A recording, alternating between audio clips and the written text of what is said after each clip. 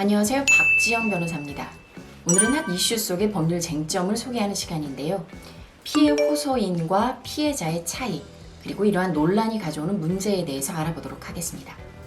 피해 호소인은 말 그대로 피해를 당했다고 주장을 하는 것이고, 피해자는 피해를 입은 사람입니다. 사전적 의미로만 보면 분명히 차이가 있죠. 하지만 법률적으로는 피해자는 두 가지 의미가 혼용되어 있기 때문에 크게 차이가 없습니다. 형사소송법 223조를 보면 범죄로 인하여 피해를 입은 피해자는 고소를 할 수 있다라고 되어 있기 때문에 규정에도 나와 있습니다. 고소를 했지 유죄가 확정된 것은 아닌데 피해자라는 단어를 썼지요. 즉, 피해를 입었다고 주장하는 자, 그리고 유죄 판결이 확정된 이후에 피해를 입은 자가 된 모든 사람들에게 피해자라는 단어를 쓰고 있는 것입니다. 다만 조금 용어 차이가 있는 건 법률적으로는 수사 단계에서 피해자는 참고인이 되는 것이고 재판 단계로 넘어가면 증인이 됩니다. 가해자의 경우에도 마찬가지입니다. 피해자에 대응되는 단어이죠. 가해를, 손해를 입힌 자, 그리고 손해를 입혔다고 지목이 되는 자, 이 두 가지 의미가 혼용돼서 쓰이고 있죠. 수사 단계에서는 피의자라고 불리고요. 재판 단계로 넘어가면 피고인이라고 불립니다. 이 단어 사용에 구별이 있다라고 주장하는 사람은 사전적 의미를 주장하는 것이고, 똑같다, 이제까지 잘 써왔는데 무슨 얘기냐 라고 주장하시는 분들은 법률적인 용어에서 혼용돼서 사용하기 때문에 이 말도 맞는 말입니다. 또한 우리는 고소를 하는 단계에서 피해자라고 기사가 나온다 하더라도 유죄 판결이 확정되기 전까지는 확실치 않다는 걸 누구나 알고 있습니다. 또한 정치인들의 성추문도 하루 이틀 일은 아니죠.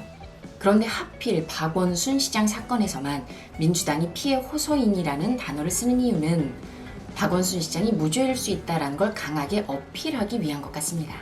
정치권에서 이러한 문제 제기를 하다 보니 이 논란이 단순히 정치적인 정쟁으로만 끝나버리는 것 같아서 조금 아쉬움이 남습니다. 조금 더 근본적인 문제 제기를 해보겠습니다.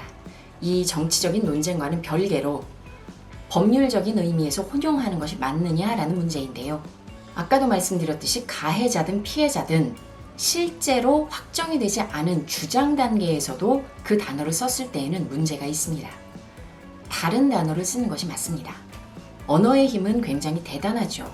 그래서 실제로 헌법, 형법, 형사소송법을 보면 가해자라는 단어는 어디에도 나와 있지 않습니다. 특히 헌법에 무죄 추정의 원칙이 있기 때문에 이 가해자 측에 대해서 용어를 사용하는 것은 굉장히 조심스럽게 쓰는 편입니다. 또한 무고인 경우에는 피해가 실제로 없는 것으로 드러날 수도 있고요. 역고소를 하여서 하나의 당사자가 피해자와 가해자의 지위를 모두 가지는 경우도 있습니다. 따라서 가해자라는 단어를 쓸 때는 신중을 기해야 하는 것이고요.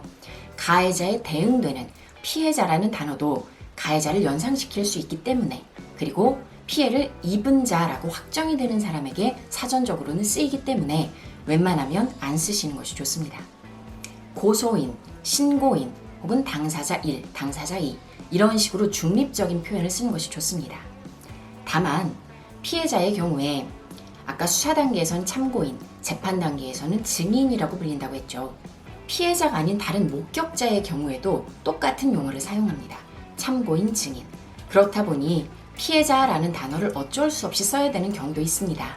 그렇더라도 최소한으로 쓰려고 노력을 하시고 신중을 기해서 사용을 하는 것이 맞습니다.